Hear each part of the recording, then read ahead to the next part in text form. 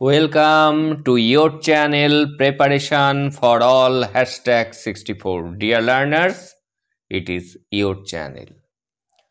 তোমরা যারা এই বছর অর্থাৎ 2024-এ মাধ্যমিক এক্সাম দিয়েছো তোমরা অলরেডি জেনে গিয়েছো তোমাদের সিলেবাস চেঞ্জ হয়েছে এবং অলরেডি চ্যানেলে নিউ সিলেবাসের ভিডিও আপলোড হয়েছে। তোমরা যারা দেখোনি তারা দেখো নিও এবং আজ থেকে শুরু হয়ে যাচ্ছে সেই নিউ সিলেবাস অনুযায়ী ক্লাস। ধারাবাহিক ক্লাস পেতে চ্যানেলটিকে সাবস্ক্রাইব করে নোটিফিকেশন অন করে রাখো for your better result in the exam. পরপর ক্লাস আসবে এবং লাস্টে গিয়ে সাজেশন আসবে এবং সেখান থেকে কিন্তু তোমরা প্রতিটি কোশ্চেন কমন পেয়ে যাবে। তাহলে চ্যানেলটির সাথে থাকো, চ্যানেলটির পাশে থাকো। আজকে আমাদের নিউ সিলেবাস থেকে একটি কবিতা, বেঙ্গল সেলার্স। কার লেখা? বেঙ্গল সেলার্স লিখেছেন সরোজিনী নাইডু। সরোজিনী নাইডু কে ছিলেন? Sarojini Naidu was an Indian independence activist and poet. Sarojini Naidu ছিলেন একজন ভারতীয় স্বাধীনতা সংগ্রামী ও কবি। Sarojini Naidu was the second Indian woman to become the President of India National Congress. Sarojini Naidu ছিলেন দ্বিতীয় ভারতীয় মহিলা যিনি সর্বভারতীয় জাতীয় কংগ্রেসের সভাপতি ছিলেন। She is also known as the Nightingale of India. তাকে ভারতের নাইটিঙ্গেল বলা হতো। এই সরোজিনী নাইডু হায়দ্রাবাদে 13 ফেব্রুয়ারি 1879 জন্মগ্রহণ করেছিলেন। She was an outstanding public speaker. তিনি ছিলেন একজন চমৎকার বক্তা। আজ আমরা তার লেখা যে কবিতাটি পড়ব, বেঙ্গল সেলার্স, সেই কবিতাটি নেওয়া হয়েছে তার কবিতা সংকলন ইন্ডিয়ান ফোক সংস। সেখান থেকে নেওয়া হয়েছে। Bangle sellers is from a group of poems titled Indian folk songs. যদি কোশ্চেন আসে যে কোথা থেকে নেওয়া হয়েছে কবিতাটি, ইন্ডিয়ান ফোক সংস। তোমাদের এমসিকিউ টাইপ কোশ্চেন আসবে প্রথম সেমিস্টারে এবং কবিতাগুলি টেক্সট পড়ার পরেই কিন্তু এমসিকিউ কোশ্চেন চ্যানেলে আপলোড হয়ে যাবে। চ্যানেলটিকে ফলো রাখো, দেখতে থাকো, টেক্সটগুলি সুন্দরভাবে দেখো, তাহলে কিন্তু প্রতিটি এমসিকিউ কোশ্চেন তোমরা এক্সামে ঠিক করতে পারবে। এবার চলে যাচ্ছি কবিতাতে। Bangle sellers are we. Bangle sellers হলাম আমরা। বেঙ্গল সেলার্স কথার অর্থ কি? বেঙ্গল হলো চুড়ি আর সেলার্স হলো বিক্রেতা। আমরা হলাম চুড়ি বিক্রেতা। হু বেয়ার্স, যারা বয়ে নিয়ে চলি, আওয়ার শাইনিং লোডস, আমাদের উজ্জ্বল বোঝা। কোথায় নিয়ে যায় কোশ্চেন আসবে? টু দ্য টেম্পল ফেয়ার, মন্দিরের মেলাতে। হু উইল বাই, কে কিনবে? This delicate bright rainbow tinted circle of light. কে কিনবে এই সূক্ষ্ম উজ্জ্বল রামধনু রং মাখা আলোর বৃত্ত? Lustrous token of radiant life. এটি কি? এগুলি হলো উজ্জ্বল জীবনের প্রতীক। এগুলি কাদের উদ্দেশ্যে বিক্রি করা হচ্ছে? কারা পড়বে এই ব্যাঙ্গেলসগুলি, এই চুড়িগুলি for happy daughters and happy wife. যারা কিনবে তারা কাদের উদ্দেশ্যে এগুলি কিনে নিয়ে যাবে? তাদের সুখী মেয়ে এবং সুখী স্ত্রীর জন্য। Some are meet for the maiden's wrist. কিছু চুড়ি আছে যেগুলি কুমারীর হাতের জন্য। সিলভার অ্যান্ড ব্লু, রূপালি ও নীল। অ্যাজ দ্য মাউন্টেন মিস্ট, কুয়াশাময় পর্বতের মতো বা পর্বতের কুয়াশার মতো। Some are flushed like the birds, কিছু কিছু আছে ফুলের কুড়ির মতো। দ্যাট ড্রিম, যা স্বপ্নে বিভোর। On the tranquil bro of an woodland stream, বনের পথ বয়ে চলা শান্ত নদীর কপালে। অর্থাৎ এখানে কি বোঝানো হয়েছে? কিছু কিছু চুড়ি আছে কিসের মতো? ফুলের কুড়ির মতো। সেই ফুলের কুড়িগুলি কোথায় হয়ে আছে? বনভূমির মাঝ দিয়ে বয়ে যাওয়া নদীর পাশে, শান্ত নদীর পাশে সেই ফুলের কুড়িগুলি হয়ে রয়েছে। তার মতো দেখতে কিছু কিছু চুড়ি রয়েছে। আর কিছু চুড়ি কেমন আছে?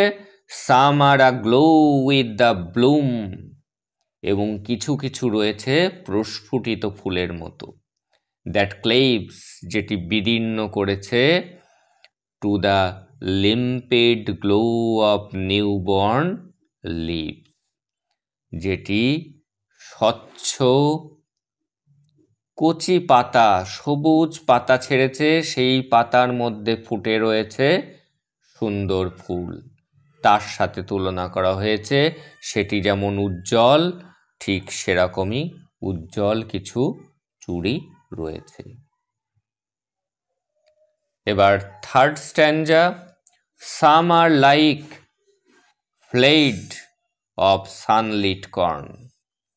কিছু কিছু চুড়ি রয়েছে সূর্য রোদোজ্জ্বল, সূর্য আলোকে উজ্জ্বল হয়ে থাকা শস্য ক্ষেতের মতো। Meet a bride on her bridal মন।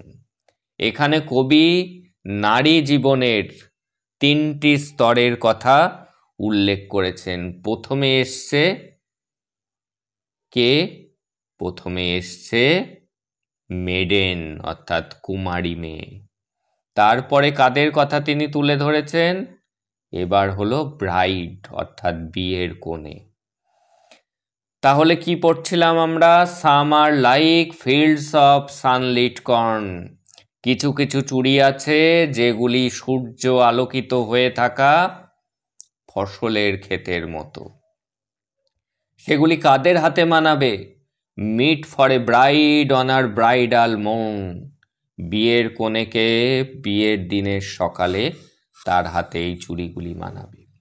সাম like the flame of her marriage fire. কিছু চুড়ি রয়েছে তার বিয়ের আগুনের শিখার মতো। Or rich with the hue of her heart's desire. কিংবা কনের মনের ইচ্ছার উজ্জ্বল রঙের রঙিন। তার মনে যে ইচ্ছাগুলি, নতুন সংসার করার যে রঙিন স্বপ্ন তার চোখে মুখে মাখা রয়েছে, তার মতোই কিছু চুড়িগুলি রঙিন। Tinkling, luminous, tender and clear, like her bridal laughter and bridal tear. এই টিনক্লিং মানে হলো টুংটাং শব্দ, লুমিনাস উজ্জ্বল, টেন্ডার কোমল, অ্যান্ড ক্লিয়ার অর্থাৎ স্বচ্ছ। কিসের মতো?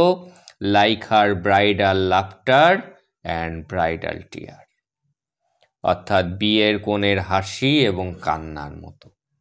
বিয়ের কোণে তার মনের মধ্যে দুটোই থাকে, আনন্দ দুঃখ দুটোই মাখা থাকে একটি নারীর মনে যখন তার বিয়ে হয়।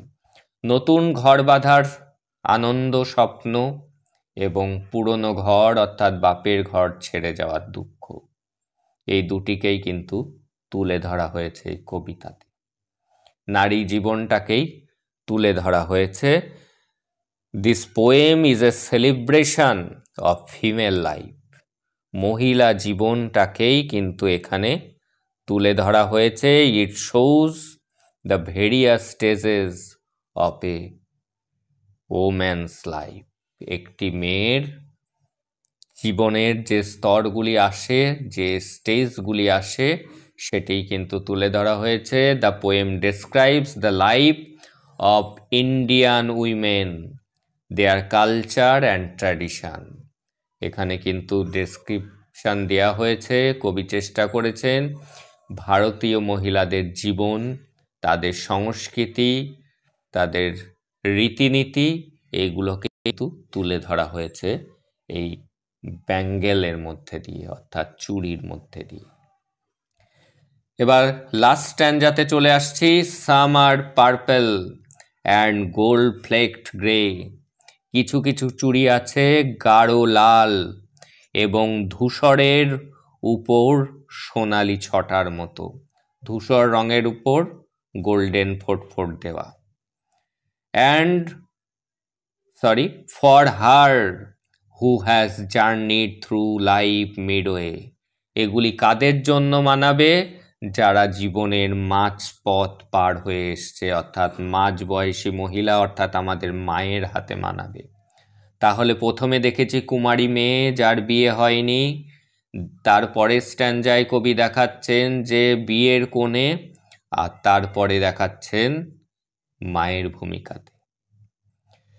হুজ হ্যান্ডস, যার হাতগুলি, হাত দুটি, হ্যাভ চেরিস্ট, দুটি প্রত্যাশার। হুজ লাভ হ্যাজ ব্লেসড, যার ভালোবাসা আশীর্বাদ ধন্য।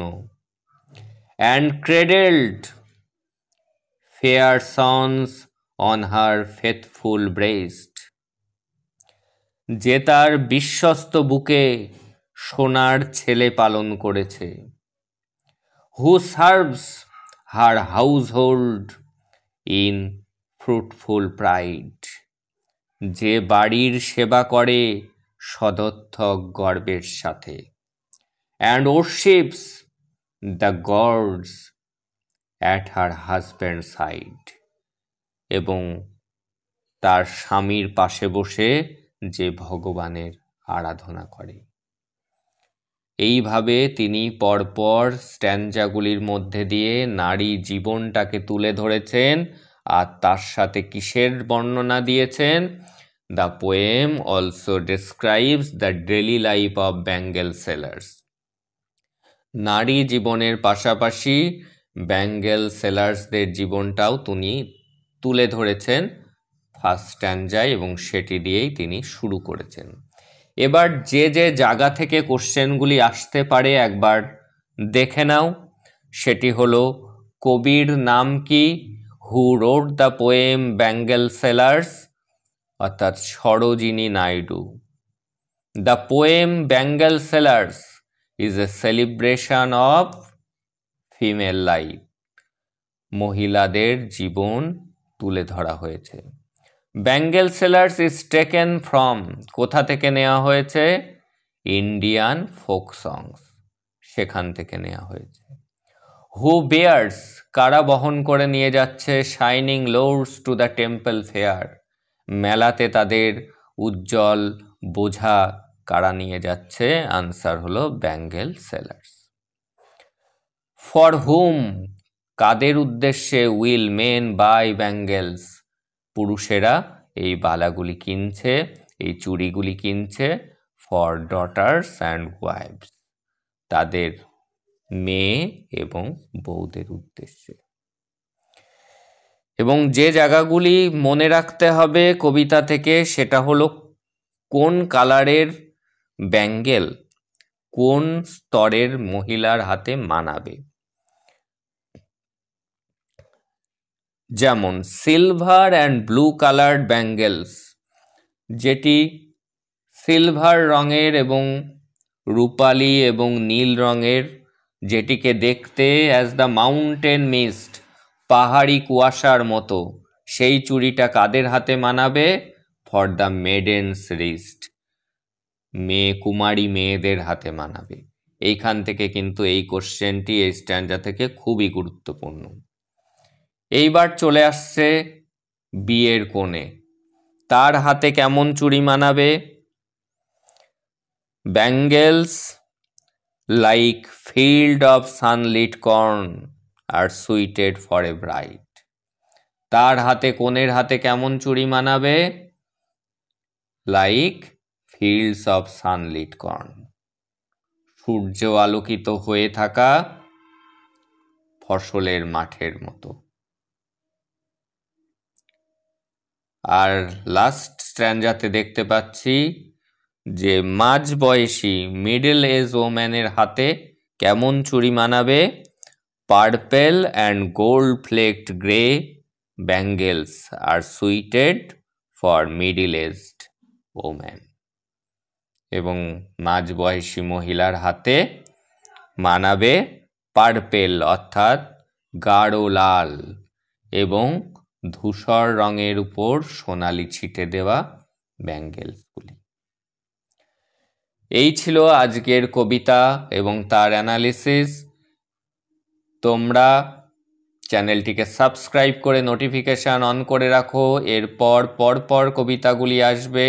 MCQ type question first unit টেস্টে আসবে এবং এমসিকিউ টাইপ কোশ্চেন কিন্তু খুব শীঘ্রই আপলোড হয়ে যাবে। দ্যাটস অল টুডে, দেখা হচ্ছে পরের ক্লাসে।